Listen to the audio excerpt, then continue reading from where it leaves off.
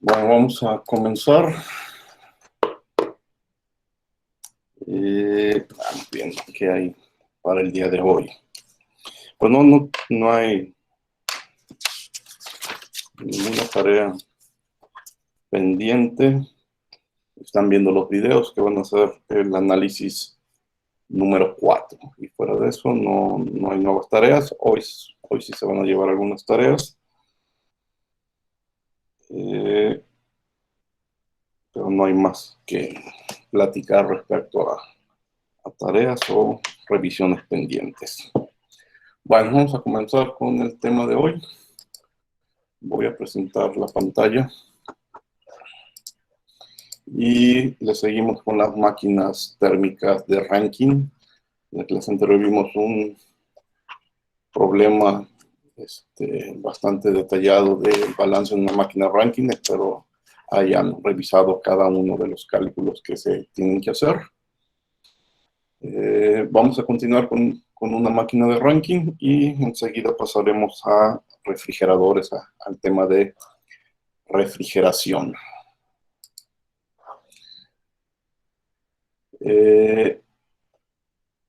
Vamos a ver qué puede suceder si tengo diferentes opciones del vapor que deseo que entre a la turbina. Recuerden que las características del vapor que entra a la turbina son las que dominan sobre la cantidad de trabajo que la turbina va a poder generar. Entonces es muy importante. ¿Qué me conviene más? ¿Que entre un vapor saturado o que entre un vapor sobrecalentado? Entonces, en el ejemplo anterior vimos un análisis completo de una máquina de térmica y se ilustraron algunas decisiones del diseño. Por ejemplo, que la salida de la turbina no excediera el 10% de líquido, las presiones a la salida de la bomba y la turbina también se fijaron. ¿Por qué evitar cantidades excesivas de líquido saliendo de una turbina? El líquido puede dañar el equipo, pero también si tú hicieras lo necesario para que no dañara tu equipo, bueno, al final tu equipo sería más caro, pero también mover líquido es mucho más difícil y mucho más costoso y te cuesta energéticamente más que mover vapor. Entonces, por eso evitamos cantidades excesivas de líquido que salgan de la turbina, ya que el líquido se convierta en un intercambiador y después la bomba, una bomba diseñada para líquidos, aumente la presión de manera importante. Pero sí es en la práctica real un imperativo el limitar la cantidad de líquido que pudiera salir de tu turbina. Recuerden que en el ejemplo anterior permitimos cuando mucho un porcentaje del 10%. Aquí uno menos la calidad es lo que nos permitimos. Supongamos que esta fracción de líquido hubiera sido mayor, punto 13. ¿Qué aspectos del diseño nosotros podemos modificar para bajar ese punto 13? Y ese es el ejemplo que vamos a revisar. Bueno, no exactamente con el punto 13, vamos a hacer los cálculos, pero si nos sale una mayor cantidad de líquido, ¿qué opciones tenemos? Este es el problema. Ahora vamos a una turbina. Esa turbina se supone que es parte de una máquina de Rankine, en donde del boiler llega la corriente fluida a 300 grados centígrados. La turbina hace su trabajo con una eficiencia del 80% y extrae una cantidad de trabajo, pues hace lo mejor que puede. La salida hay que cuidar, les digo que la calidad sea mayor o por lo menos igual a 0.9 y la presión a la salida es de 0.5 bar. Bueno, de la entrada dicen, no sabemos la presión, más que no sabemos o que la vayamos a calcular, vamos a jugar con diferentes presiones a ver qué sucede. Vamos a suponer que a 300 grados tiene una presión de 3 bares, luego qué pasa si fuera de 5, de 10 o de 30 bares la presión de entrada. Entonces, en función de esos 4 diferentes resultados, vamos a analizar qué sucedería. Y la primera pregunta es, ¿cuál de estas corrientes de entrada nos dará la mayor cantidad de trabajo? Esto es lo que me importa, lo que quiero maximizar, pero sin exceder el punto 9. El siguiente, bueno, ya vamos a elegir una de las 4 corrientes y la siguiente pregunta, bueno, ¿cuál sería la eficiencia de esa turbina? De acuerdo a la corriente que elegimos en la pregunta marcada como A. Bien, vamos a hacer un balance de entropía y energía en la turbina, pero de nuevo tenemos que comenzar suponiendo que lo que tengo es una turbina reversible. Recuerden, me dan el dato de una eficiencia del 0.8, no tengo información para hacer balance con la turbina real, pues hago balance con la turbina reversible y después aplico la eficiencia del 0.8. El balance con la turbina reversible es muy sencillo porque pues delta S es igual a 0, entonces la entropía de la corriente que entra, la de 300 grados, pues es igual a la entropía de la corriente que sale, y aquí hay solamente que aclarar, no nos confundamos, se trata de una supuesta corriente que saldría de esa turbina reversible, no es la corriente real. Y calculo la potencia que me daría esa turbina reversible, que recuerden es la mejor turbina posible entre ese par de condiciones, que es la temperatura de los 300 grados y la temperatura a la cual llevamos a cabo la condensación, que son 100 grados. Bueno, condiciones de entrada a la turbina. Voy a probar cinco opciones. Había dicho 4, 4 más el vapor saturado, ¿cierto? Son 5. Entonces, vapor sobrecalentado a 303, a 305, a 310, a 330 y vapor saturado. Voy a tablas y vapor saturado a 300 grados centígrados tiene una presión de saturación de 85.8. ¿Qué voy a hacer? Voy a buscar las entropías de estas 5 corrientes, y que sería S1, pero como tengo la turbina reversible, pues también va a ser S2 reversible. Con S2 reversible voy a buscar H2 reversible. H1 en las mismas tablas, en los mismos renglones donde leo S1, puedo leer H1. Y entonces ya con este par de H's calcularé el trabajo específico de esas turbinas, de esas 5 posibles turbinas reversibles, porque tienen 5 posibles entradas. Bueno, pues voy a tablas y aquí están las 5 entropías. Bueno, ahorita los números no me dicen gran cosa, de 7.7, 7.4, 7.1, 6.5 y 5.7, solamente vemos algo que esperábamos, a mayor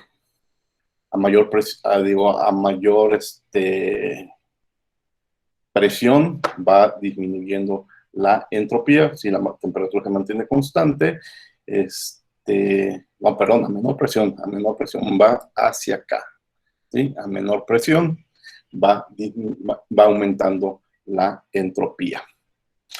Entonces, puesto que la salida sí lo especifiqué, dejen regresarme al dibujo, aquí está, como la salida tiene que ser a 0.5 bar, pero tengo 5 diferentes opciones, todas ellas con diferente valor de entropía, pues voy a buscar la calidad para ver qué calidad corresponde a cada una de estas y cuál cumple con el criterio de no bajar del 0.9.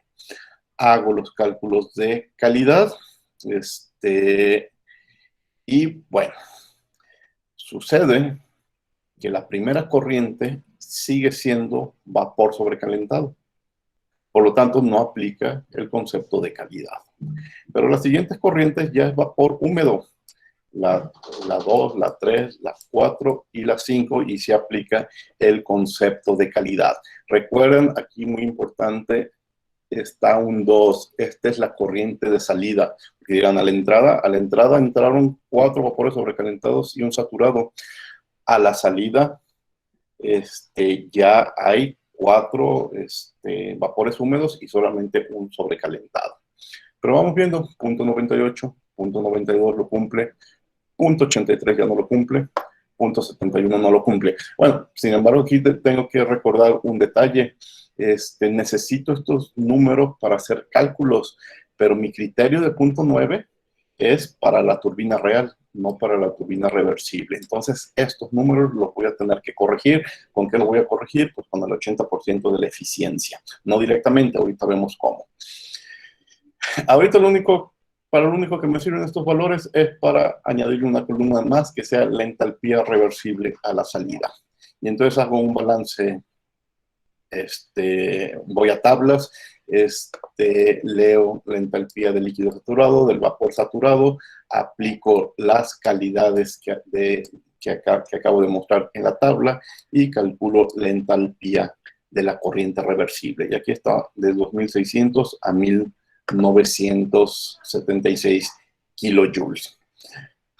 De nuevo, los números no me dicen gran cosa, pero con estos números voy a hacer cálculos del trabajo que haría esa turbina reversible. Y entonces ahora, en el sexto paso, vamos a buscar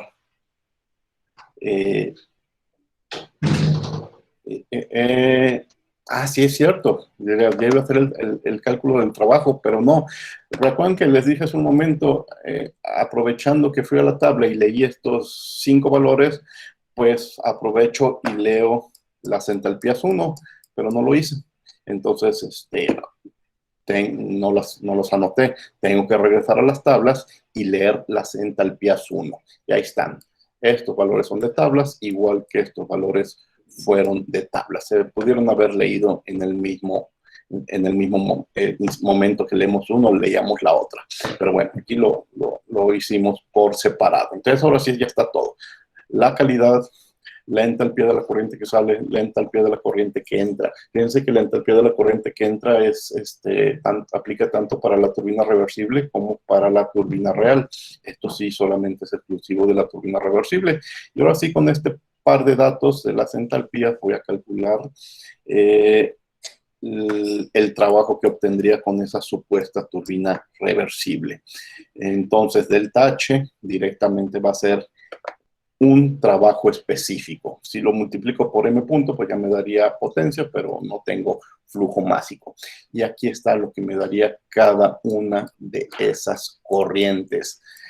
Obviamente, la última con el vapor saturado es la que me da más energía, pero tengo que cuidar la parte de la calidad. No estas calidades, porque les recuerdo que estas son las reversibles. Tengo que recalcular las calidades. Pero bueno, estas son el trabajo que sacaría de esa supuesta máquina reversible y mi mejor opción, pues, parece estar hacia abajo. Pero vamos a aplicar ahora sí el 80%. Recuerden que la eficiencia de la turbina real es del 80% y entonces aquí está. En realidad no puedo ganar 383, solamente 307. No puedo ganar 466, solamente 372 y así sucesivamente. En la última opción no puedo ganar 773, solamente 618. Bueno, estas sí son las ganancias reales con esas 5 diferentes entradas. Con esos me regreso a las tablas y busco entalpías, ¿sí? Estas entalpías, a diferencia de las tablas anteriores, son las reales. Aquí, bueno, está el subíndice ACT por actual en inglés real con la que estamos trabajando. Con estos valores de H2 y los valores de H1 que no cambian, que están de la tabla anterior, es decir, estos, ahora sí puedo irme a tablas. No es cierto, necesito nada más información de la salida, eso lo haré después. Con este valor de H2 y que podría ser con los 300 grados centígrados, ahora sí me voy a tablas. No, tampoco los 300 grados centígrados, porque eso es de la entrada. Con el dato de 0.5 bar. Aquí me confundo fácilmente. entre entrada y salida. Recuerden las salidas de punto 5, esto nada más fue entrada. Entonces ahora sí, con estos 5 datos y acompañado cada uno de ellos del punto 5 bar, me voy a tablas y veo qué tengo, si una mezcla líquido vapor o un vapor sobrecalentado. Y las dos primeras opciones son vapores sobrecalentados, las tres últimas son vapores húmedos. Me quedaría con la última de nuevo. Diría, la mejor turbina es aquella que me regrese un vapor saturado, porque le extrajo toda la energía posible, pero tengo un problema que podría podría volver económico y de manejo de la materia, que es una calidad muy baja. Entonces, estos son sobrecalentados, pero me dan poca energía. ¿Qué quiere decir que la salida siga siendo sobrecalentado? Porque la turbina no hizo su mejor trabajo posible, que sigue habiendo mucha energía en este par de corrientes. Entonces, me quedo con una de estas dos, pues con la penúltima, porque la penúltima dirán, bueno, me da... sale todavía el vapor con 2400, pues prefiero que salga con 2400 que salga con 2500. En otras palabras, prefiero que me dé 577 a que me dé 457. Estoy cerca del límite, pero no bajo del límite. Entonces yo creo que la mejor opción es la que la entrada sea de 300 grados centígrados y 30 bares de presión, y la salida, bueno, la salida queda fija, presión de 5 bar, un vapor húmedo con una calidad de 0.91.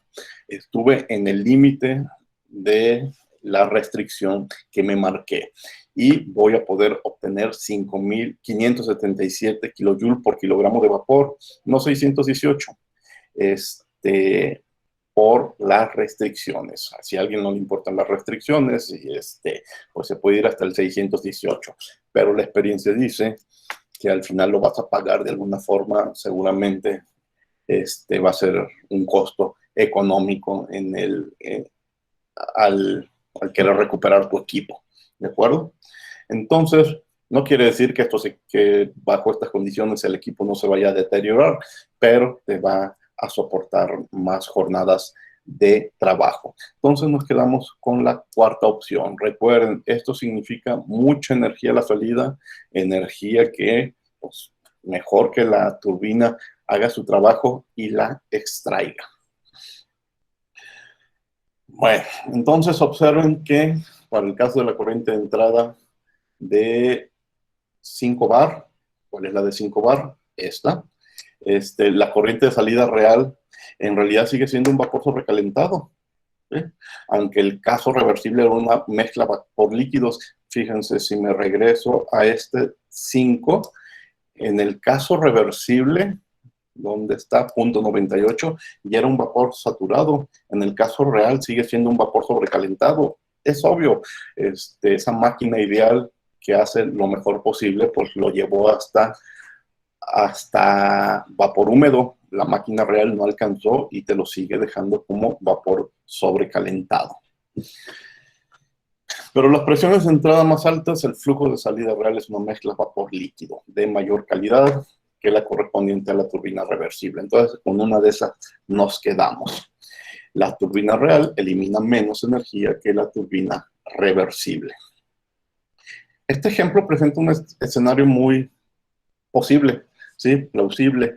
La temperatura del vapor que sale de la caldera está limitada por la temperatura de lo que estamos utilizando como fuente de calor. Recuerden, seguramente al boiler yo lo tengo adaptado un horno, y ese horno pues hace lo mejor posible, y quizás en ese ejemplo lo mejor posible es que te deje el fluido a 300 grados centígrados, y no puedes cambiar de horno todos los días. Entonces como que esa es una constante en tu proceso. Entonces nuestro objetivo es obtener el mayor trabajo posible para esta temperatura, que no la puedes modificar fácilmente. Los cálculos acaban de revelar que el trabajo máximo lo obtendré con el vapor saturado, pero recuerden, nos dio una calidad con mucho líquido, 0.77, y bueno, eso no lo podemos aceptar en función de los límites que nos ¿qué pusimos? Recuerden, esos límites parecen caprichosos, pero ya en la práctica, cuestiones de economía y de manejo de ese líquido, pues te obligan a establecerlo. Entonces, quitando el vapor saturado, pues queda que nuestra mejor opción es la corriente a 30 bar, que prácticamente nos da la calidad de 0.9. Reducir más la presión disminuye innecesariamente el trabajo producido. O sea, lo que les decía, yo no, ¿por qué ganar 457 cuando puedo ganar 577? Sí, entonces no tiene sentido reducir la presión. Habría que ver en cuestión de costos ese aumento de presión también qué implica. Bueno, nos quedamos entonces con la corriente a 300 grados y 30 bar y hacemos cálculos. Ya tenemos el par de entalpías, la diferencia entre la entalpía 2 y la entalpía 3. ¿Cuál es la que calculamos? Fue la entalpía 2, ¿verdad? Dejen confirmar, 2416. Entonces, 2416 es resultado del cálculo con la turbina. 340 lo leemos de tabla, sabiendo que el condensador nos deja un líquido saturado a 100 grados centígrados. Entonces, este valor viene de tablas, delta H nos da la cantidad de calor que tenemos que eliminar en el condensador. Esto ya es muy parecido al problema de la clase anterior. Después del condensador está la bomba, la misma fórmula que utilizamos la clase anterior para la bomba. En la bomba entra el fluido a baja presión, 0.5, aumenta la presión de manera importante hasta 30 bar, que es la presión en el boiler. Y entonces, recuerden, esa bomba significa un consumo, pero es un consumo muy, muy pequeño, 3.04, comparado con los más de 500 kilojoules que va a ganar la turbina. Pero ¿qué nos hace falta? Pues cerrar el ciclo para saber QH, la cantidad de calor que él recibe el boiler de parte de ese supuesto horno que tenemos conectado a un lado. QC lo acabamos de calcular ahorita en la diapositiva, hace 2 diapositivas, no, en la anterior aquí, el 2076. Lo sacamos de la tabla, lo acabamos de calcular aquí arriba, el 3.04. Como es un ciclo, nuestra máquina en total, entonces despejamos el calor, la energía recibida en el boiler por kilo de vapor, 2650. Recuerden, 2650 es nuestro gasto obligatorio que no lo podemos evitar, y 577 es nuestra ganancia en la turbina. Con ese par de números vamos a hacer los cálculos de la eficiencia de la máquina. Recuerden que el punto 8 era eficiencia de la turbina. Y pues lo hacemos del mismo procedimiento que en la clase anterior.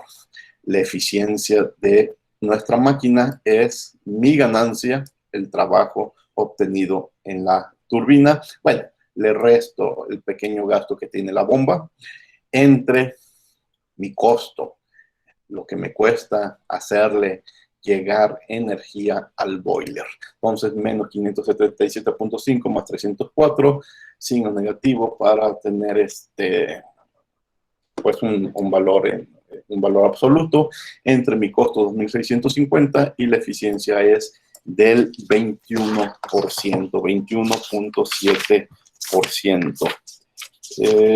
Creo que por aquí, déjenme ver en mis hojas. No anoté el valor. No, sí lo anoté. Si esto hubiera sido una máquina de Carnot,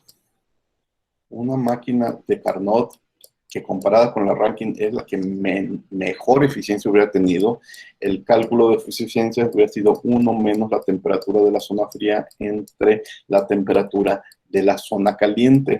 La zona fría fue en el condensador, se condensa a 100 grados centígrados, entonces aquí hubiera habido un 100 más 273, 373 grados Kelvin. Y la zona caliente, Este fue a 300 grados, entonces 300 más 273, 573. Y hubiera obtenido una eficiencia casi del 35%, punto 349. Entonces, la mejor máquina posible en estas condiciones hubiera tenido una eficiencia hasta del 35%. Esta máquina real, con una turbina que tiene eficiencia del 80% y todos los detalles que hemos revisado, solamente tiene una eficiencia del 21%.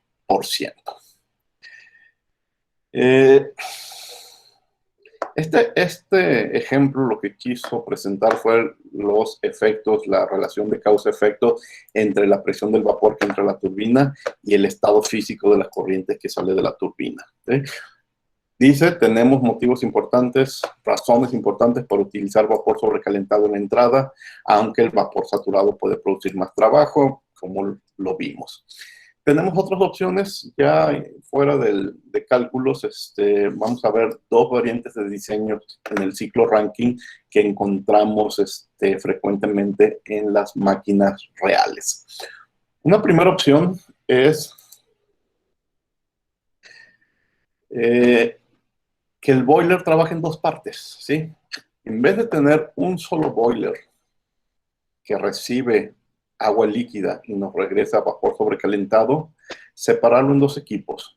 Un boiler que haga el cambio de estado y un sobrecalentador o simplemente un calentador que ya reciba vapor y nos regrese vapor sobrecalentado. Es decir, la idea es el boiler recibe agua líquida, nos regresa vapor saturado a la misma presión. ¿Sí? Entonces solamente un aumento de la entalpía de 764 a 2778. Y este supercalentador, sobrecalentador más bien le diría, a la misma presión, pero nos aumenta la temperatura hasta los 400 grados centígrados. Aquí me faltó anotar cuál es la temperatura de esta agua líquida saturada, pero bueno, es mucho menor de los 400 grados centígrados.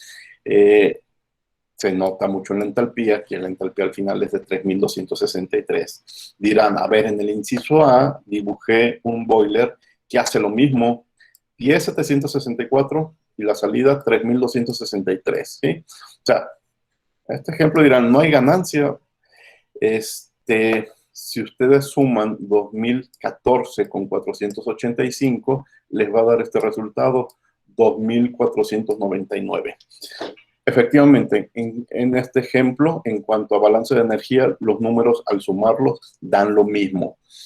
El detalle, algo que no podemos demostrar aquí en pizarrón, es que es más efectivo la separación.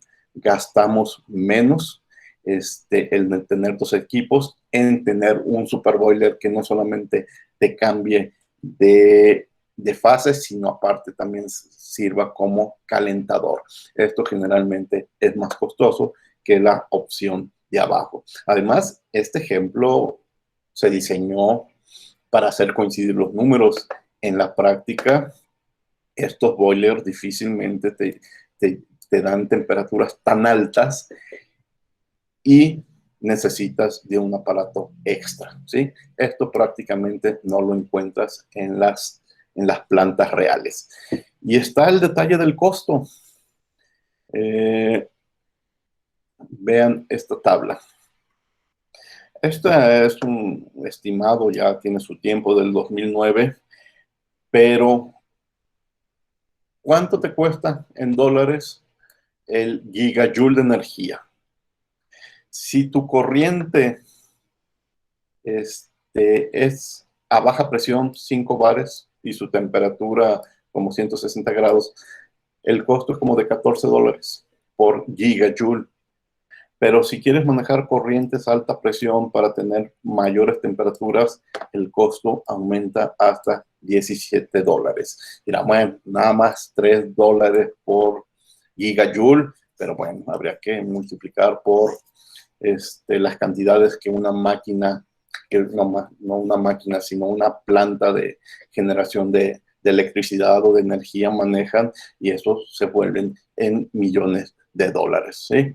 Entonces, el ejemplo ilustrado en la figura, la fuente de calor de la caldera puede ser 200, mientras que la fuente del calor del supercalentador puede estar en 400. Y también divides, recuerden, aquí tiene que haber una fuente, aquí tiene que haber otra fuente, y pueden ser fuentes diferentes. Posiblemente esta te cuesta mucho y esta te cueste menos, mientras que si fuera un solo equipo, pues tendrías una sola fuente que tendría que ser la que te cuesta mucho, ¿sí? Entonces, no estamos viendo los detalles de la cuestión económica, pero sí, a mayor presión, más te cuesta generar la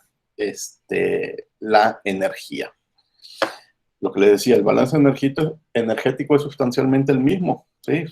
Sumamos los números que les mostré y dan el mismo resultado, ¿sí? Pero las cantidades absolutas de calor añadido en las figuras, digo, las cantidades añadidas son las mismas, solamente que cuando involucramos el tema de costos, ahí vemos la diferencia, porque en el primer caso todo el calor es proporcionado por una misma fuente que debe de estar operando a 400 grados, ¿sí? Aquí puedo separarla en una fuente más o menos a 200, digo, esta sí tiene que ser, sí, esta a 200 grados y esta a 400, ¿sí? Entonces, una parte es cara, otra parte es barata. Aquí todo tiene que ser a 400, entonces todo el proceso es caro, ¿sí? Entonces, hay algo de ahorro en hacerlo de esa forma. La tercera opción es, no, la segunda opción, había dicho que íbamos a tener dos variantes, es trabajar con dos turbinas o con múltiples turbinas, con un calentamiento entre etapas. Vean, lo que hemos visto en los ejemplos numéricos ha sido una sola turbina que recibe un vapor con 3.157 kilojoules por kilogramo de entalpía. La turbina hace su trabajo y nos regresa una mezcla vapor húmedo con una calidad del 0.93. Si tú separas en dos turbinas y haces que la primera te lo pase de vapor sobrecalentado a vapor húmedo, pero con una calidad alta, y luego lo vuelves a calentar para volverle a añadir energía y vuelves a tener un vapor sobrecalentado, le das otra pasada por turbina, bueno, tiene que ser una turbina diferente, le extraes una cantidad extra y te regresa un vapor sobrecalentado con una calidad 0.99, mientras que aquí fue 0.93, pues aquí nos acercamos más al límite, perdón, aquí nos alejamos más del límite, pero las ganancias son mayores, ¿sí? De nuevo dirán, ¿cuáles son las ganancias? 315 más, esta es, 315 más 366 es lo mismo que 692. Sí, está diseñado para que sea lo mismo, pero mucho líquido, prácticamente nada de líquido, y la ganancia fue la misma. Entonces, una etapa intermedia de calentamiento pudiera ser buena idea, ¿sí? Y le encontramos, les digo, mucho esto en los sistemas reales. Entonces, la turbina única puede ser separada por múltiples turbinas con calentamientos entre etapas, incluso vean los ejemplos de los libros y hasta hay propuestas de tres turbinas. El propósito es recalentar el vapor y reducir la fracción de vapor que se condensa. Además, este calor sería algo que que le estamos quitando la carga al boiler que está antes, ¿sí? En el primer ejemplo, no es que esto no exista, esto estaba en el boiler anterior, ¿sí? Pero separarlos te da mejores números para el manejo del vapor porque hay menos líquido, ¿de acuerdo? No es que tengamos que gastar una cantidad extra de calor, se lo estamos restando, le estamos quitando carga al boiler que está por arriba. Y de nuevo, vamos a trabajar con caídas de presión moderadas, que es más barato. En el proceso de la primera figura es una sola turbina y requiere vapor sobrecalentado a 350 grados centígrados, mientras que en el proceso de la segunda turbina, fíjense este detalle, necesitas 250, es decir, lo que les decía, le estás quitando carga de trabajo al boiler que está acá arriba, ¿sí? Lo estás pasando a la parte media y vas a tener mejores eficiencias. Bueno, pues ahí están dos sistemas que producen la misma cantidad de trabajo, pero evita cantidades significativas de condensación en el líquido de la turbina. Esta simplemente platicamos las ideas, no estamos haciendo cálculos al respecto. Entonces, las ideas son reemplazar la turbina única por múltiples turbinas con etapas intermedias de calentamiento o separar la etapa de calentamiento principal, el boiler, en dos partes. Una parte que solamente separe, haga el cambio de fase de líquido a vapor, y otra que ese vapor no lo lleve a vapor sobrecalentado. Bueno, y estos son los dos ejemplos, el ejemplo con el que terminamos la parte de máquina térmica de Rankine. ¿Preguntas?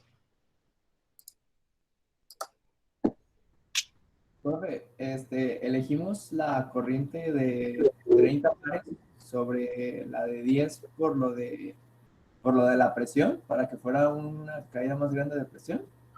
No, la elegimos por la ganancia energética, que es de 500, la otra era mucho, mucho menor, por eso la elegimos básicamente. Pero recuerden que esa es salida. Que de mi turbina salga vapor sobrecalentado es muy mala idea. Quiere decir que no está sacándole el máximo provecho a tu turbina. Por eso la elegimos, la que saca vapor húmedo, que es la de mayor presión. Ah, ok, gracias. Entiendo que también ahí debe de haber un detalle económico de que te cuesta más el trabajo a alta presión, pero debería de ser compensado con las ganancias energéticas. ¿Alguna otra pregunta? Maestro, ¿la eficiencia de una máquina es un valor fijo o puede tener variación debido a otros factores? La eficiencia de una máquina es un valor que tú vas a determinar con la experiencia, con la práctica, con el uso, ¿sí?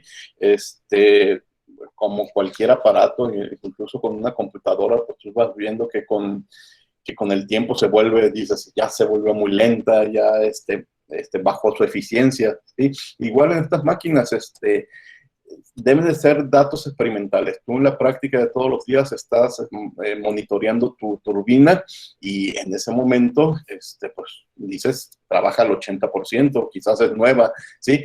Cuando es nueva, yo creo que quien te da la mejor información es el fabricante. Mira, te estoy vendiendo una turbina con tales condiciones y te aseguro una eficiencia del 80%. Y así la recibes nueva y así la trabajas al inicio, ¿verdad?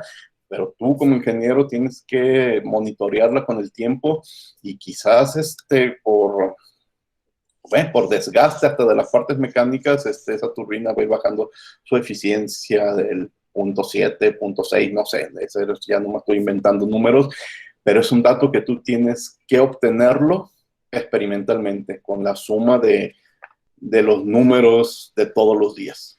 ¿De acuerdo?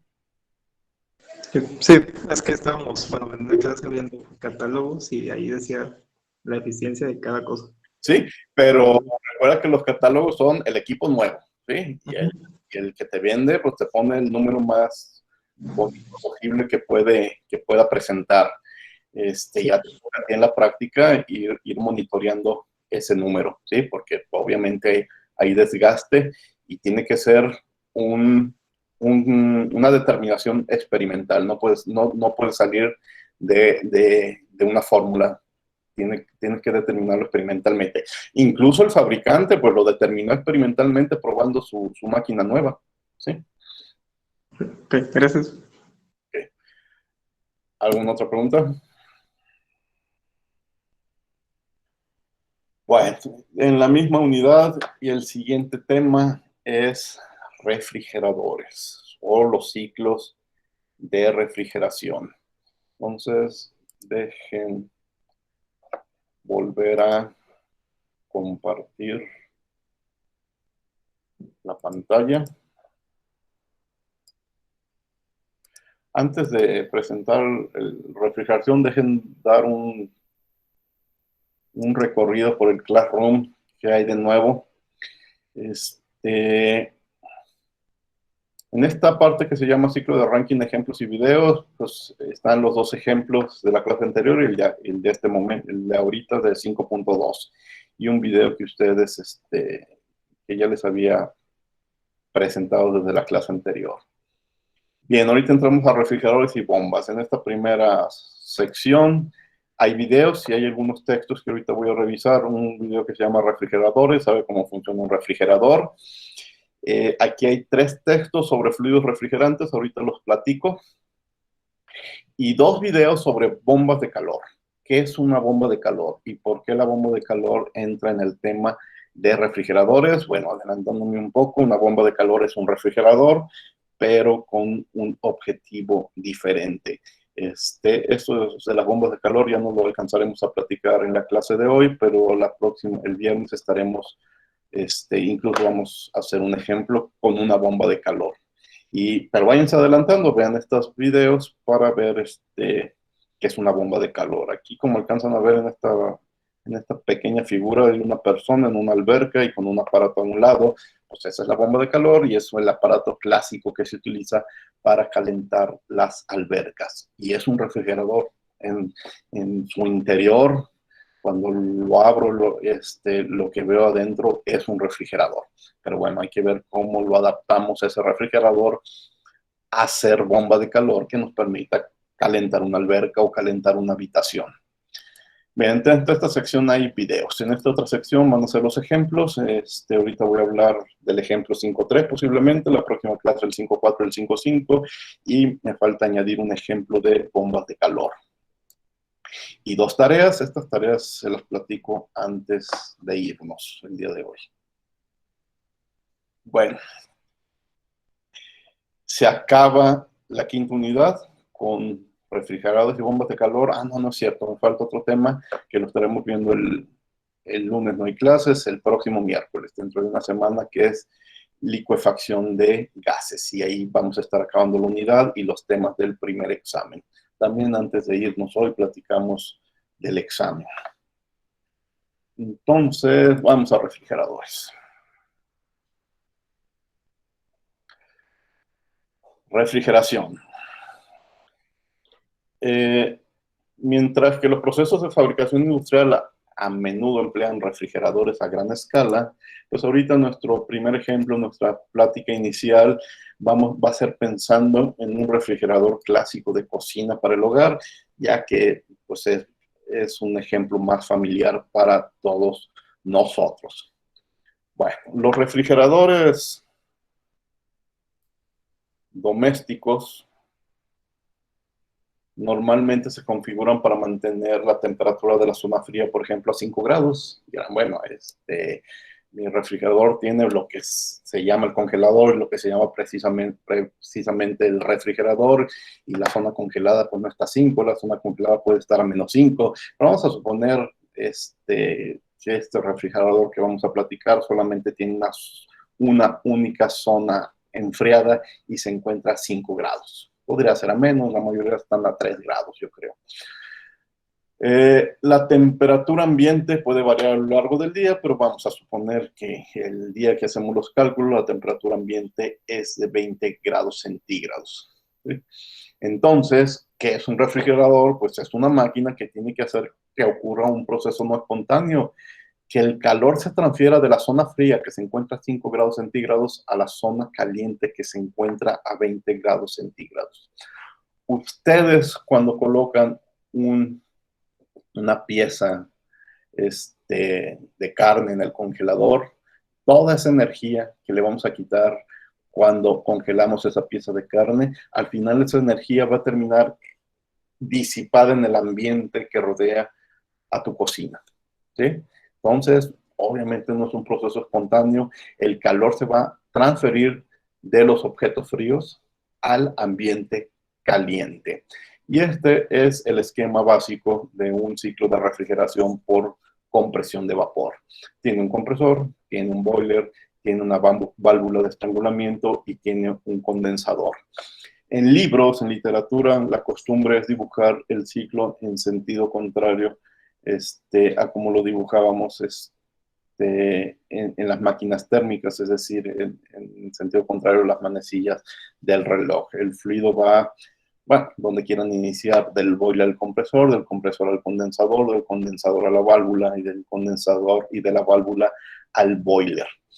Si se fijan, aquí estamos añadiendo calor al refrigerador, calor que sacamos, y aquí esta escena lo indica, de la zona fría. Este es el espacio refrigerado. Si es un congelador, aquí colocamos las piezas de carne para que se congelen, ¿sí? Y un boiler, le va a extraer cierta cantidad de energía. El boiler se va a alimentar de la energía que le quitamos a los alimentos, ¿sí? Y aquí esta es la zona, es la parte trasera del refrigerador. La parte trasera del refrigerador está un condensador en contacto con el aire de la cocina, ¿sí? Es la zona caliente, por eso está la H de hot, ¿sí? Pero en vez de estar recibiendo energía, la está disipando. Nosotros estamos sacando energía calorífica al medio ambiente, a la atmósfera que rodea la cocina, y eso sucede en el condensador. Estos son los equipos que tienen que ver con el trabajo. El compresor consume energía en forma de trabajo para poder hacer su chamba. La válvula de estrangulamiento no consume, generaría un poco, pero de nuevo, como la bomba en las máquinas térmicas, es una cantidad muy, muy pequeña, despreciable, que no la tomamos en cuenta, pero ahorita platicamos de lo que sucede en esta parte, ¿sí? Entonces, bueno, aquí está el diagrama, el mismo diagrama en mayor tamaño, pero es el mismo diagrama. Pero mejor vamos a describir las etapas. Vamos a hacer esto más pequeño. Con esto. Bien. Primero, en la caldera, en el boiler, el calor se transfiere al refrigerante, ¿sí? Aquí, el calor se transfiere al refrigerante. Es esta flecha. Haciendo que el refrigerante hierva, ¿sí? En este boiler, el refrigerante, el fluido refrigerante, que ya no va a ser agua, como en las máquinas de Rankine, no nos conviene, el fluido que va por dentro va a hervir. Pero lo importante es que le estamos quitando toda esta energía a los alimentos que guardamos en el refrigerante. Esta es la zona fría del refrigerador. Entonces, saliendo del boiler, es un vapor a baja presión que entra en un compresor. El compresor obviamente aumenta su presión. Aquí dice baja presión, alta presión, es lo que sabe hacer el compresor, ¿sí? El refrigerante en fase de vapor y alta presión sigue estando en fase de vapor, pero ya alta presión entra a un condensador. Y entonces todo ese calor que el refrigerante venía arrastrando desde la zona fría porque se lo quitó a los alimentos, la va a desechar al medio ambiente, ¿sí? Ese es el trabajo del condensador, transferir hacia los alrededores, la parte de atrás del refrigerador, haciendo que el refrigerador condense a líquido. Entonces, del condensador va a salir un líquido, posiblemente el líquido saturado, a la misma alta presión, pero ya es líquido. Aquí fue líquido, aquí fue vapor. Aquí uno de los detalles importantes, a veces tenemos refrigeradores en nuestras cocinas, unas cocinas muy pequeñas, muy encerradas, y entonces colocamos el refrigerador en una esquina, se encierra todavía más el ambiente, y entonces está prácticamente a veces rodeado el refrigerador entre dos paredes y a veces hasta entre tres paredes, y sentimos que está muy caliente esta zona. Pues sí, no hay, tenemos encerrado el refrigerador y no hay oportunidad que esa energía se disipe, no hay corrientes de aire, y entonces por eso sentimos que el ambiente alrededor del refrigerador está a una temperatura mucho más alta que el resto de la cocina o el resto de la casa, ¿sí? Entonces, por eso conviene a veces pensarle un poco mejor dónde colocar el refrigerador para que no se esté sobrecalentando las partes, la estructura, que también tiene que ver con su vida útil. Bueno, luego este líquido a alta presión va a entrar a una válvula de estrangulamiento donde tanto su presión como su temperatura caen. ¿Por qué quiero fluido a baja presión y a baja temperatura? Pues para que pueda captar la mayor parte de energía posible de los alimentos cuando vuelva a pasar por el boiler. Y entonces, a baja presión y a baja temperatura, vuelve a entrar al boiler, aquí lo escribí como la caldera, y vuelve a iniciar el ciclo. Es un ciclo continuo, no es por etapas, hacemos la 1, la 2, la 3, la 4, no, estamos llevando a cabo de forma continua las 4 etapas en todo momento. Eso es básicamente el ciclo básico de refrigeración, el que llamamos de por compresión de vapor. Entonces, hay dos flujos de calor importantes. Ya les dije, QC representa la tasa de transferencia en el depósito frío. El depósito frío es la zona fría en el interior del refrigerador. El congelador es generalmente la parte de arriba de los refrigeradores o en la parte media o baja, pues el refrigerador en sí. Y QH representa la tasa de transferencia de calor hacia el depósito caliente. El depósito caliente es el ambiente, la atmósfera que rodea tu cocina, que rodea tu refrigerador. Al igual que la máquina térmica de Rankine, utilizamos el cambio de fase para transferir cantidades significativas de calor. Es decir, aquí en el boiler nos aprovechamos de un cambio de fase para poder captar la mayor cantidad de calor posible. Fíjense, más adelante voy a hablar de las eficiencias de un refrigerador. Y la eficiencia siempre tengo que pensar qué es mi objetivo, qué es lo valioso y cuál es mi costo que no puedo evitar. Aquí mi objetivo es que esta cantidad sea la más alta posible, que yo pueda extraer la mayor cantidad de energía de los alimentos. Ese es mi objetivo, pero tiene un costo. ¿Cuál es el costo? El mayor costo, el compresor.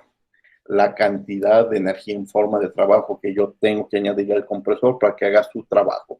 Entonces, a la hora de hablar de eficiencias, mi objetivo QC va a estar en el numerador, mi costo, el costo que no puedo evitar, WS, va a estar en el denominador. Bueno, eso lo veremos más adelante. Por lo tanto, el refrigerante debe de hervir a 0 grados y luego condensar a 25 grados, bueno, para el ejemplo que planteé, y la única forma de lograr eso es jugando con las presiones. Bueno, eso es lo que sucede en el boiler. Pero una pregunta muy importante, si en el lugar donde está la válvula de estrangulamiento y la válvula gana un poco de energía porque es un dispositivo como las turbinas que generan trabajo, ¿por qué no coloco una turbina? A una válvula yo no le puedo, gana un poco de energía, pero no la puedo utilizar de forma útil. Si yo quitara la válvula y pusiera una turbina, pues esa turbina sí tiene los mecanismos necesarios para generar un poco de trabajo y ese trabajo hacerlo útil. ¿Por qué no lo hago? ¿Por qué los refrigeradores caseros y hasta los industriales no lo hacen? ¿Por qué no aprovechar ese trabajo útil que podría ganar una turbina en vez de una válvula? Ese pensamiento, digo, aquí escribo, es un pensamiento lógico, pero de nuevo, igual que sucedía con el gasto de la bomba en las máquinas Rankine, es una cantidad insignificante de trabajo. Comparado con lo que te cuesta instalar una turbina en vez de una válvula, ganas muy poco, es muy poca energía. Las turbinas son más caras que una simple válvula, más complejas, requieren mayor mantenimiento, si se descomponen sus reparaciones, obviamente son mucho más costosas que la válvula prácticamente es reemplazarla, la turbina pues no la reemplazas así de fácil. Entonces, el pretexto de utilizar una turbina no es suficiente, no es rentable. O sea, ganas muy poco trabajo, ya lo podríamos ver después en los cálculos, como para que le inviertas en una turbina. Entonces, por eso, en los refrigeradores lo que vemos es pues, un equipo barato que haga lo mismo, aunque perdamos esa energía, y esas son las válvulas de estrangulamiento. Bueno, antes de platicar un ejemplo de esto, vimos que necesito un fluido refrigerante que le dé la vuelta a este refrigerador, y no va a ser agua. ¿Por qué? Por las características físicas del agua. Un refrigerante es una sustancia que es buena para absorber calor a través de una etapa de evaporación o de condensación, ¿sí? Y pues entonces hay gases, hay materiales que son muy buenos haciéndose de esa energía. Decía, bueno, para empezar, esta hoja que aquí estoy viendo, voy a poner Classroom, es este documento que se llama fluidos refrigerantes, ¿sí? Son, por aquí lo tengo. No es solamente una hoja, son varias hojas, y entonces aquí nos platica de cómo se dividen los refrigerantes entre refrigerantes primarios y refrigerantes secundarios. Pues antes de eso nos dice que al principio de los primeros refrigeradores solamente se utilizaba aire, amoníaco, dióxido de carbono, dióxido de azufre, pero pues, con el tiempo se vio que había materiales que eran mejores para captar energía calorífica. Y entonces, ya cuando entramos a los detalles del mundo de los refrigerantes, vemos que se clasifican en familias de refrigerantes y por eso tienen claves. Por ejemplo, esta R tiene que ver con los refrigerantes halocarburos, tetrafluoro de carbono, monocloruro, difluoro de metano, etcétera, etcétera. ¿Sí? Todo mundo que trabaja en refrigeración, más que por su nombre químico, los conoce por su clave. Están los hidrocarburos, están los compuestos inorgánicos, compuestos orgánicos insaturados.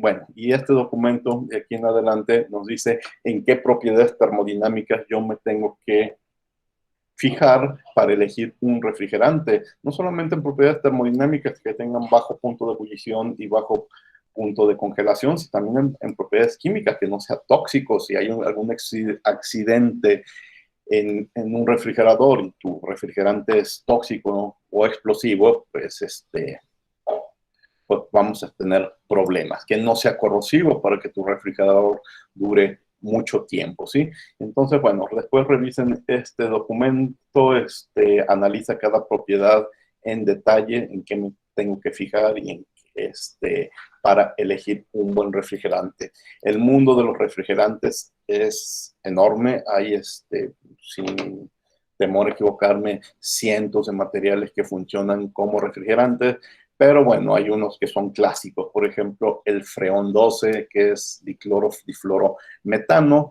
aunque pues el Freon fue de los causantes de tener problemas con la capa de ozono, de estar destruyendo la capa de ozono, entonces ya prácticamente no se utiliza el Freon.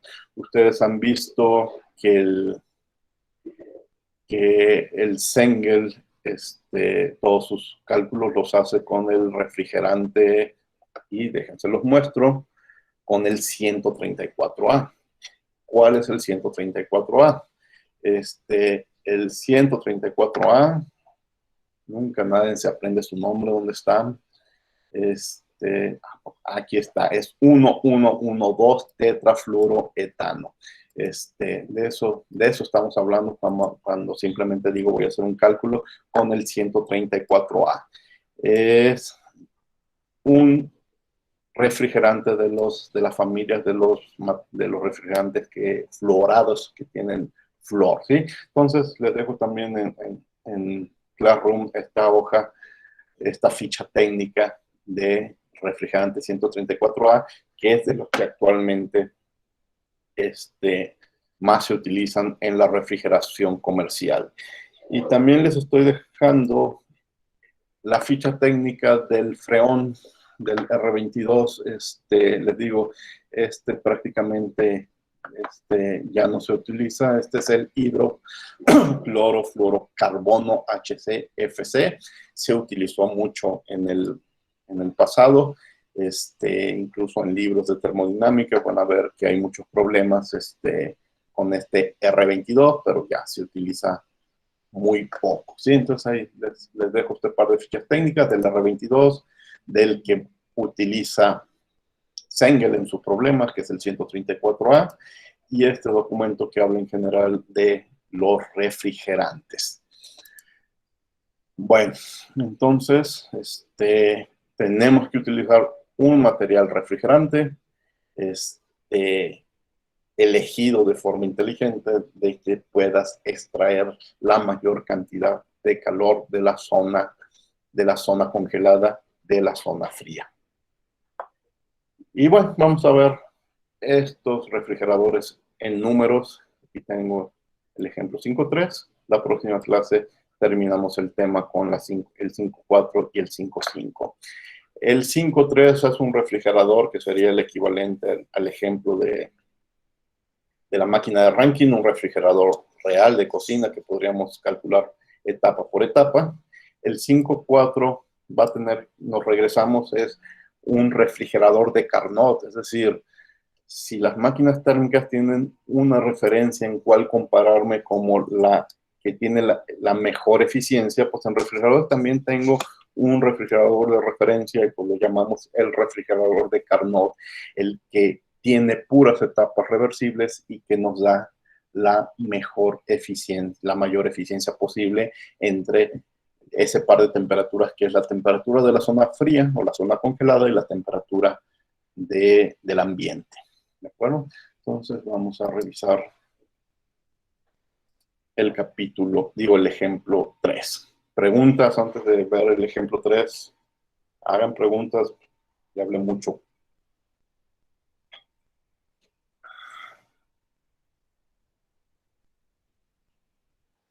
Profe, ¿cómo sé qué refrigerante usa mi refrigerador? Otra vez, Arely, no escucho bien. ¿Cómo sé qué refrigerante usa mi refrigerador? ¿Dónde dice? Eso revísalo en el manual de tu refrigerador. Ahí tiene que venir las especificaciones. Ahora en el negocio de los refrigeradores, pues cuidan mucho las cuestiones ambientales y decirte, bueno, tu refrigerador que me acabas de comprar gasta lo menos posible y es amigable con el ambiente porque utilizamos tal refrigerante, ¿sí? Y entonces va a ser un refrigerante que seguramente sus características químicas, pues obviamente ya no tienen efecto sobre la capa de ozono, pero en el manual del refrigerador te lo tiene que especificar y hasta te lo tiene que presumir, ¿sí? Ok, gracias. ¿Había otra pregunta? Profe, bueno, yo creo que lo vamos a ver en un ejemplo más adelante ahorita, pero en el diagrama que nos puso de un refrigerante, la entrada de calor que era hacia el boiler, es como difícil de imaginar. ¿Se supone que entra el calor y lo calienta más? ¿O cómo es lo que funciona en esa parte en específico del boiler?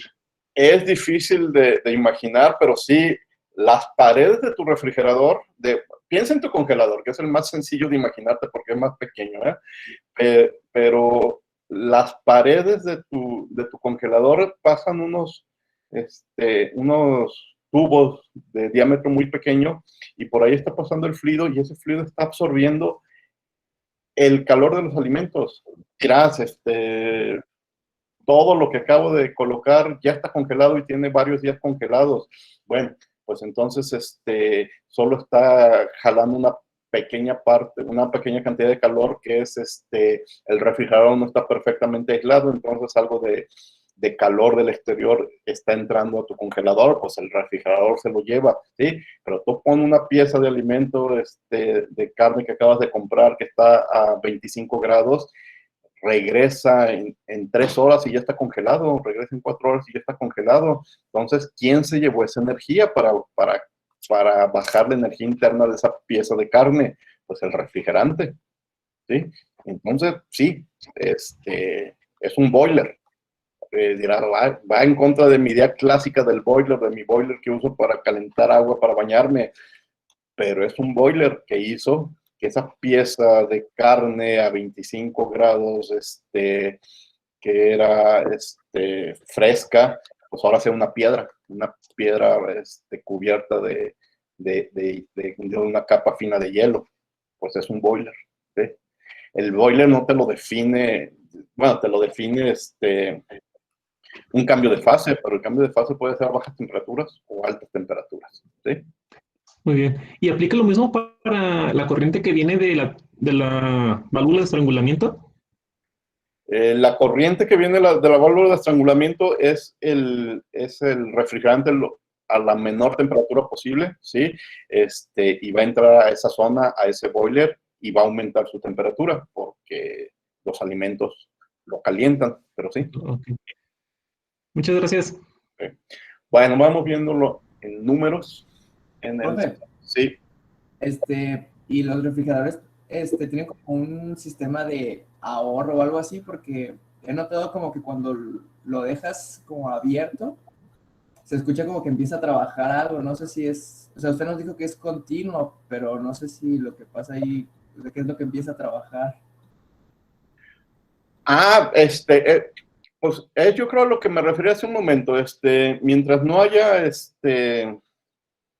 cambios importantes en la temperatura, el trabajo es mínimo, se minimiza y el gasto se minimiza, pero si de repente lo cargas, pues tiene que trabajar más, ¿sí? Entonces, pero más bien se refiere a que los refrigeradores tienen sistemas de control en donde, ¿saben qué? Dejen descansar un poco, ¿sí? Descanso un poco, pero controlo la temperatura, ¿sí? Cuando ya noto que descansé de más porque la temperatura está aumentando, entonces me pongo a trabajar. Y es cuando escuchas que empieza a hacer ruido, ¿sí? Entonces, yo creo que en la realidad, sí es un trabajo continuo, pero esos sistemas de control sí le meten un poco de freno, ¿sí? Dejen bajarle, me puedo dar cierto límite, me puedo dar cierto tiempo de descanso mientras la temperatura no suba a tantos grados, ¿sí? Cuando el refrigerador o los controladores notan que sube, entonces regresa a su nivel original y oímos ese ruido. Por ahí va. Gracias. ¿Sí? Bueno. Recuerden también otro detalle interesante, que es muy diferente el ciclo de refrigeración en papel, aquí en pantalla, como lo platicamos, de adaptarlo a la máquina real. Ya cuando esta teoría tú la quieres, voy a construir mi refrigerador, pues te empiezas a encontrar con muchos detalles de cómo le hago y cómo ahorro y cómo controlo, ¿sí? Y entonces allá fue la parte de la ingeniería que es el control, en qué etapas de este proceso ideal en papel puedo poner algunos controles para hacer más eficiente mi máquina, ¿sí? Pero pues eso ya se sale de un poco esos detalles de lo que aquí vamos a platicar. Esa es la idea con los videos. En los videos que les estoy subiendo, pues se muestra a veces cómo es en el interior máquinas reales, ¿sí? Y entonces, pues te platican detalles que aquí en los ciclos, en el papel, no alcanzamos a distinguir. Que por cierto, dejen regresar a Classroom.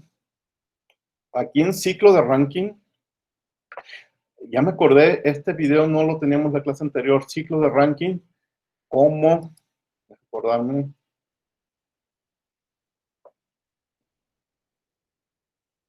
cómo funciona la planta. Sí, lo acabo de subir, véanlo, porque están en una planta real y platican las diferentes etapas de esa planta que sigue un ciclo ranking, y van a ver muchos detalles porque obviamente en los ejemplos no alcanzamos a notar, y también en los videos de los refrigeradores. Bueno, vamos al ejemplo 5.3. El ejemplo 5.3 es un ciclo de refrigeración clásico, le llaman ciclo de compresión de vapor por la etapa del compresor que va de la corriente 2 a la corriente 3. Bueno, esta figura ya tiene etiquetas. La corriente 1 sale de la válvula de estrangulamiento, va al boiler y entra un fluido a baja presión, pero no nos da más detalles. En el boiler, el refrigerante le roba, por así decirlo, 100 kilojoules cada minuto a los alimentos que ahí están guardados, al aire que ahí está guardado, a las paredes del refrigerante, y lo mantiene a 5 del refrigerador y lo mantiene a 5 grados. El refrigerante sale como vapor saturado a 0 grados centígrados. Entra a la turbina que tiene una, al compresor que tiene una eficiencia del 75%. El compresor consume energía para hacer su trabajo y nos regresa un vapor, pero no hay más detalles. Ese vapor entra al condensador, el condensador le quita toda la energía que robó de los alimentos, bueno, parte de esa energía. El ambiente que rodea ese refrigerador está a 20 grados centígrados y el condensador regresa un líquido saturado a 25 grados centígrados. El líquido saturado entra a baja presión, ¿sí? No, a alta presión. Entra a la válvula de estrangulamiento, al estrangularse baja la presión, pero también 25 grados centígrados baja, en este caso, a 0 grados. A 0 grados, sí, a 0 grados, ahorita lo vemos. Y se completa el ciclo. Entonces, los dos flujos de calor nos dan el dato de uno. Hay que ver cuánto consume este compresor. Más detalles. El contenido de un refrigerador está a 5 grados centígrados, los alrededores están a 20 y elimina continuamente 100 kilojoules por minuto, permitiendo que siempre se mantenga la zona refrigerada a 5 grados. El refrigerante es Freon 22. Para eso necesitamos unas tablas de Freon 22 que en el Sengel no las tienen. ¿Y en qué libro las podrían tener? Saben que las voy a buscar y se las voy a compartir, se las voy a dejar junto a este ejemplo para que ustedes puedan verificar los resultados. Porque creo que Sengel no tiene tablas de Freon 22.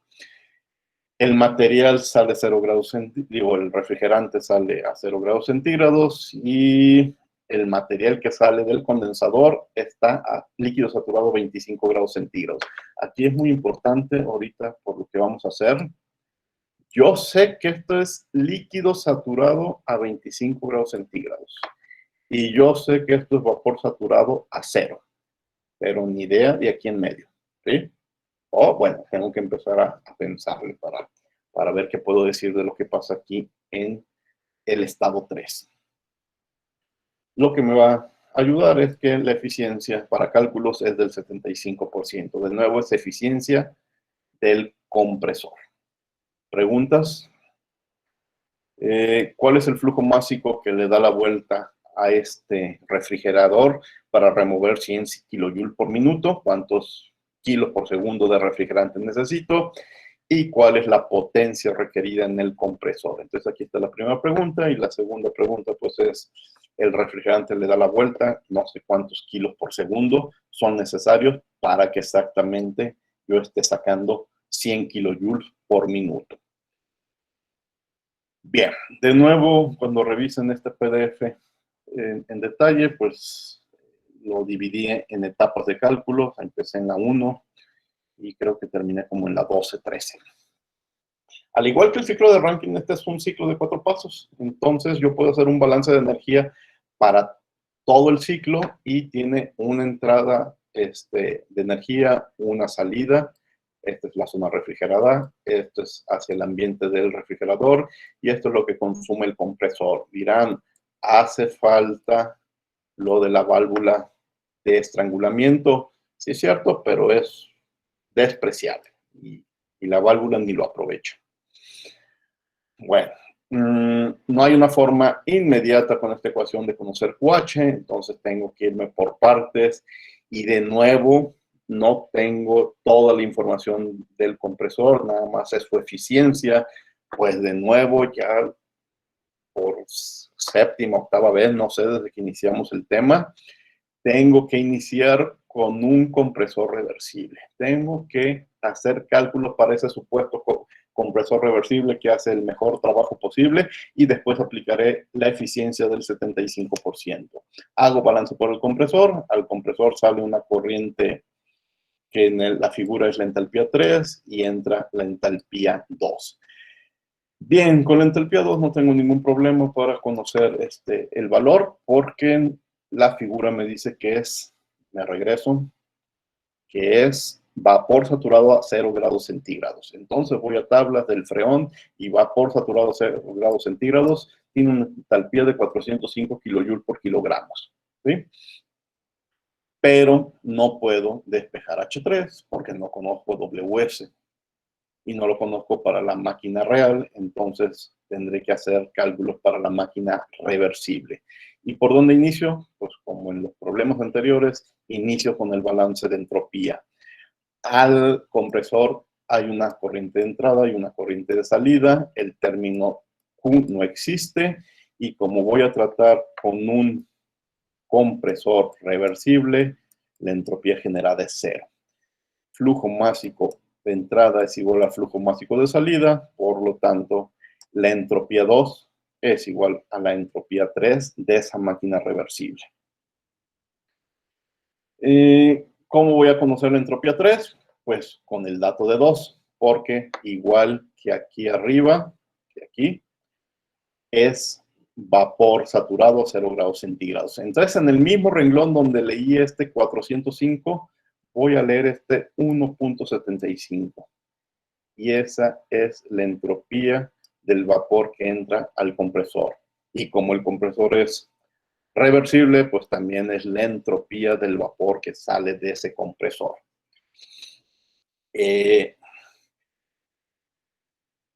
Pero nada más tengo su entropía. ¿A qué presión está la salida del compresor?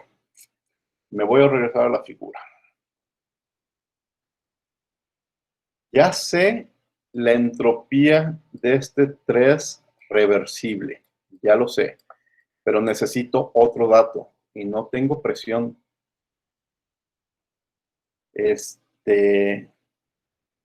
Lo único que sé es que la entropía aquí es la entropía acá.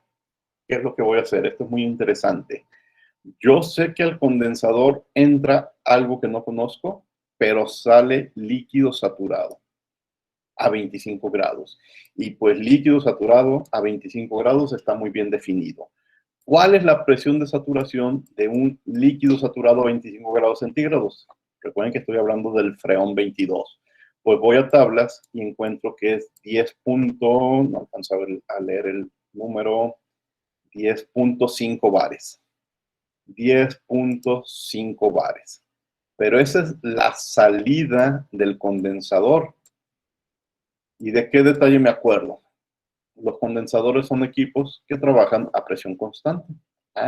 Pues entonces esta presión tiene que ser a fuerzas la presión en 3. Entonces ya tengo dos datos. La presión en 3 y la entropía en 3. Y ya puedo calcular el resto de las propiedades que me interesen. Pero vean, este truco está muy interesante.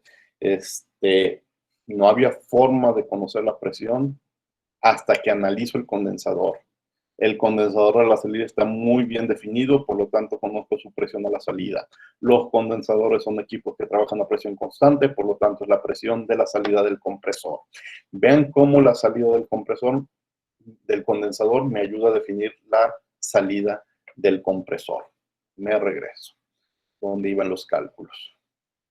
Entonces ya sé que a la salida es de 10.5. Entonces con este 1.75 de aquí arriba y el 10.5 del condensador, voy a tablas y encuentro la entalpía de la corriente que sale del compresor, pero en el compresor reversible, 425. Si ese supuesto compresor reversible saca un fluido con una entalpía de 425, ¿cuál es su consumo de trabajo?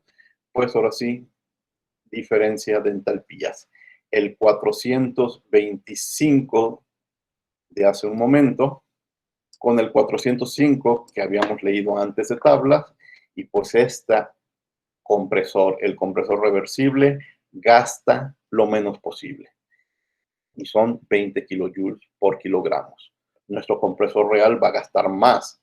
Si su eficiencia es del 20%, entonces 20 entre 0.75, mi compresor real consume 26.7 kilojoules por kilogramos. Pero ya hice el brinco de ese supuesto compresor reversible que siempre me tengo que imaginar con este compresor real. Mi compresor real consume 26.7. Ya que tengo el consumo real en el compresor, pues tengo que corregir la entalpía, porque la entalpía era una entalpía reversible. Entonces, el consumo real es igual a la entalpía de salida real menos la entalpía de entrada, que esa es la misma para el reversible o para el irreversible. Entonces, el 405, el mismo 405 que hemos utilizado 2 veces, con el 26.7 que acabamos de calcular, encontramos la entalpía real que sale del compresor real, 431. Recuerden que el reversible había sido 425, pues, ¿no? En condiciones reales sale con mayor entalpía. ¿Por qué? Porque el compresor real no puede trabajar con las mismas eficiencias que el reversible. Entonces, la entalpía 431. ¿Para qué quiero esta entalpía 3? Para saber cuánto calor tengo que eliminar en el condensador, ¿sí?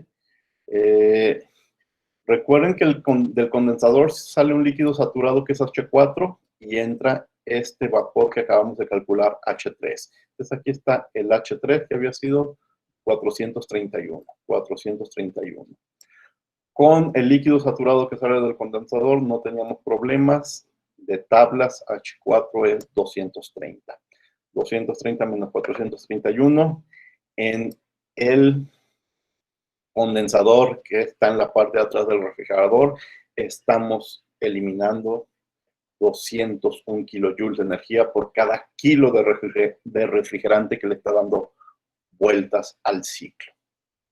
Ya tengo QH. Ya tengo QH, ya tengo el consumo del compresor, pues ya nada más me queda despejar cuánto calor le tengo que quitar a los alimentos por kilo de vapor. Dirán, eso era dato, me regreso. No, no era el mismo dato. Lo que era dato es la potencia, kilojoule por minuto. Lo que ahorita yo quiero conocer es kilojoule, digo, a ver, déjenme escribir bien, kilojoule por kilogramo. ¿Para qué quiero los kilojoules por kilogramo si ya tengo los kilojoules por minuto? Pues para con ese par de datos poder despejar el flujo másico del refrigerante que le está dando vuelta al ciclo. Entonces, voy a calcular ese calor específico, donde es aquí, 201, que tiene que ver con lo que eliminamos a la atmósfera, con 267, que tiene que ver con lo que consume el compresor, me da que yo le estoy quitando a los alimentos 175 kilojoules de energía por cada kilo de refrigerante que le está dando vueltas al ciclo. Y entonces voy a hacer la operación que les dije.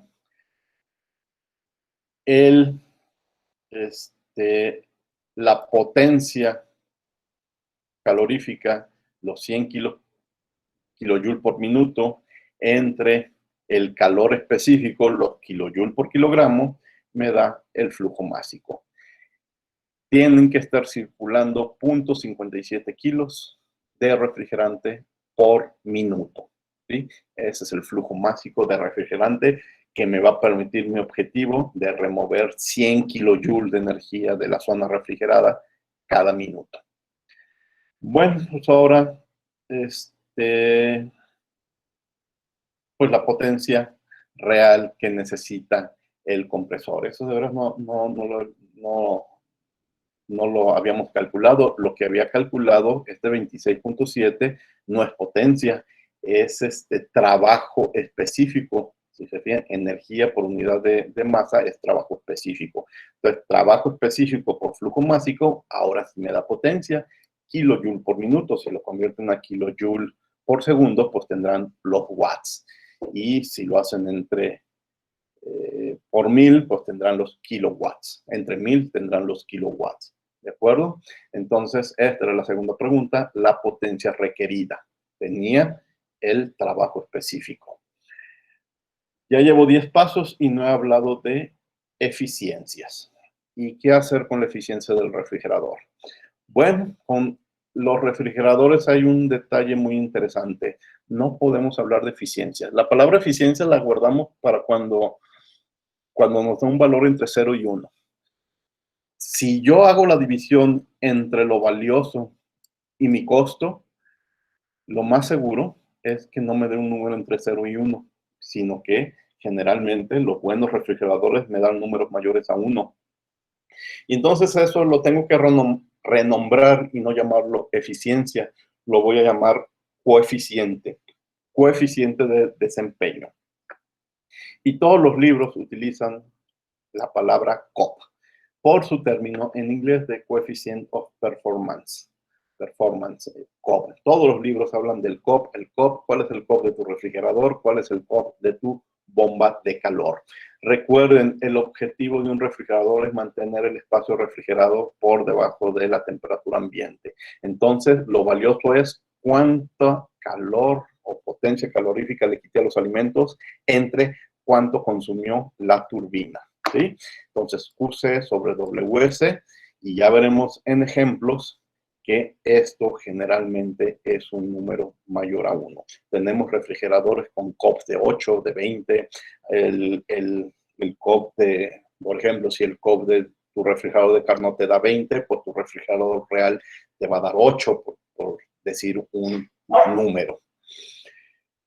¿Por qué se llama coeficiente en lugar de eficiencia? Bueno, porque eficiencia siempre lo conectamos con un valor que oscila entre 0 y 1, o porcentajes entre 0 y 100%, ¿sí? Sin embargo, generalmente QC es mayor que WS, es decir, esto es también el detalle muy interesante de los refrigeradores. La cantidad de calor que tú le quitas a los alimentos es mayor que lo que te cuesta el compresor, ¿sí? Tú le estás quitando mucha energía y no te está costando tanto, ¿sí? Por eso lo llamamos coeficiente de rendimiento. Sirve exactamente para el mismo propósito, nos dice que ponemos en el numerador lo que nos interesa que sea mayor y ponemos en el denominador lo que me interesa que sea menor, es decir, el costo. Pero como QC suele ser mayor que WS, por eso esa división generalmente nos da valores mayores a 1. No sé si hice el cálculo para nuestro refrigerador, pero si no, ahorita lo escribimos, ya nomás para terminar con ese detalle. Me regreso aquí. Entonces, QC fue de... Lo voy a hacer en... 100, era dato. Me decían, quita 100 kilojoules por minuto. Y el cálculo que acabamos de hacer hace un momento, ¿dónde está? WS, estoy viendo mis hojas, 15.2, ¿sí, verdad? Fue 15.2. Vean, le quitamos 100 kilojoules a los alimentos cada minuto y el compresor nada más nos exige que le alimente 100. 100 entre 15.2, eso nos da un COP de 6.57. Y esto es lo clásico en los refrigeradores reales. Si alguien llega y te dice, mira, yo te vendo un refrigerador que te da el 100% porque QC es igual a WS, te está queriendo engañar. Es un muy mal refrigerador. En la práctica, las cantidades que remueve son mucho mayores por 6, 7 veces, 10 veces, 15 veces del el gasto que te obliga el compresor. Y por eso les llamamos coeficientes de desempeño. En la próxima clase hablaremos más de los coeficientes de desempeño, tanto en refrigeradores como en bombas de calor. Bien, entonces, perdón. Si hay una eficiencia, quiere decir que nos podemos comparar con un refrigerador perfectamente reversible, pues el viernes estaremos platicando del refrigerador de Carnot.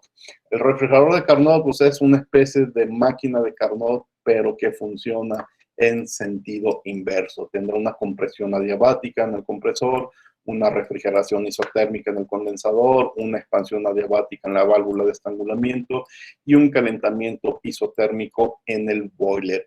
Y todas las etapas serán reversibles. La próxima clase comenzamos platicando de este refrigerador de Carnot. Bueno, con eso terminamos el ejemplo 5.3. ¿Alguna pregunta?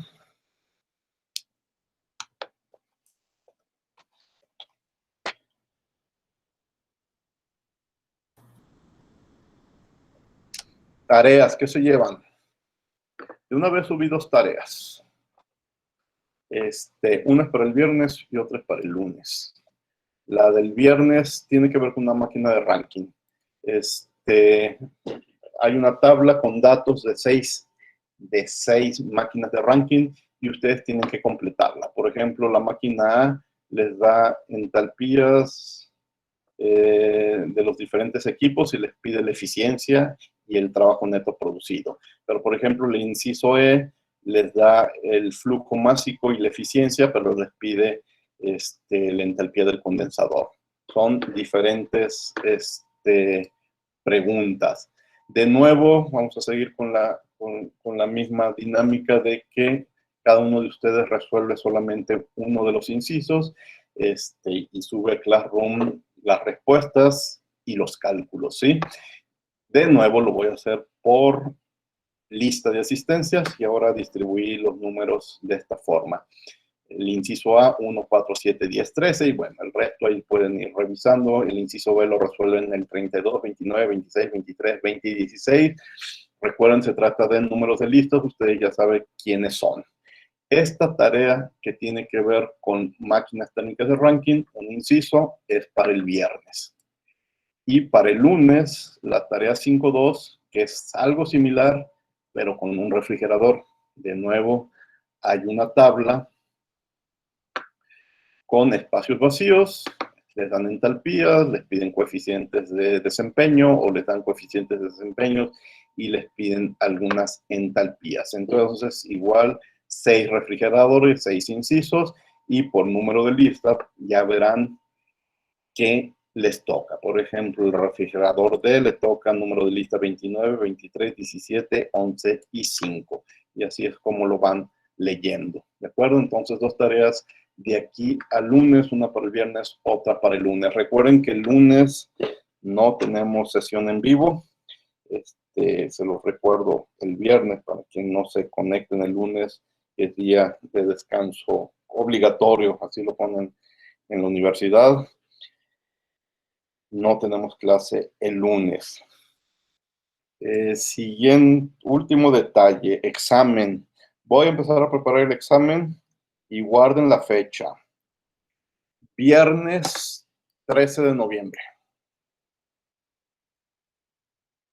¿De acuerdo? Viernes 13 de noviembre. Hoy estamos a miércoles 28 de octubre, quiere decir que son tantito más de 15 días.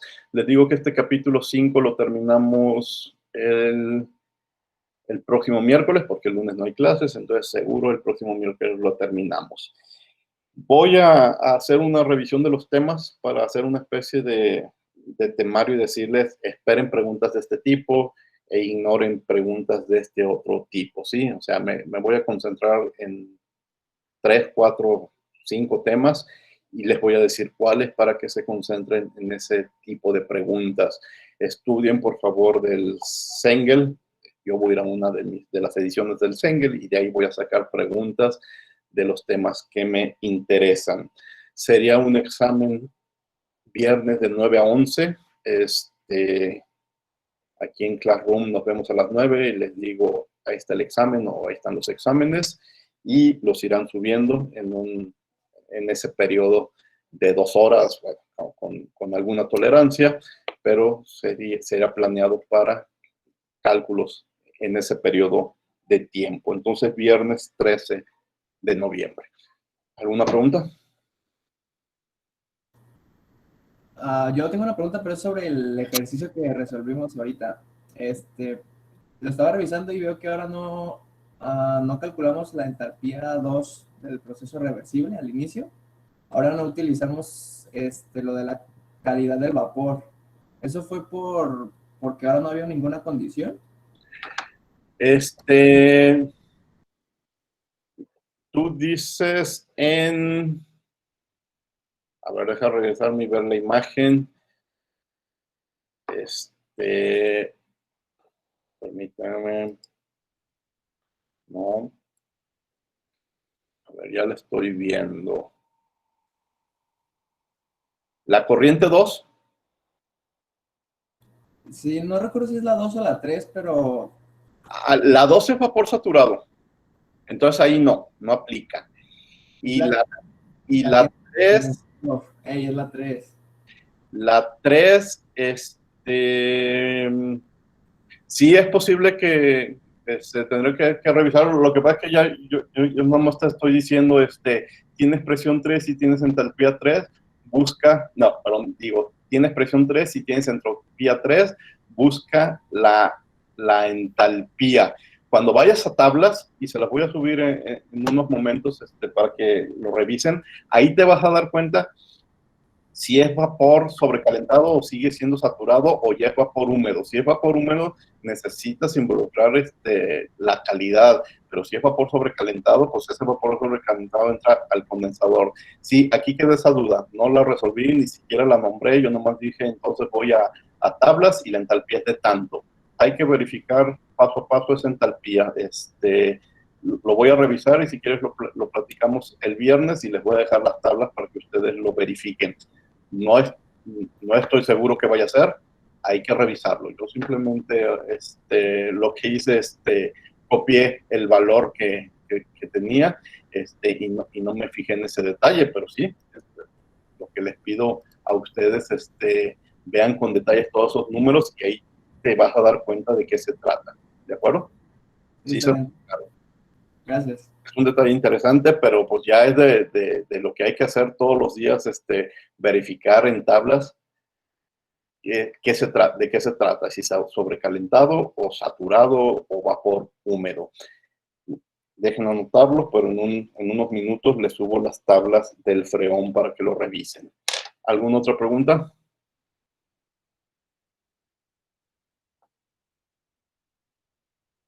Bueno, si no hay preguntas, entonces nos vemos el viernes. Dejen dejar de grabar. La grabación queda a mi nombre. No, eso es bueno.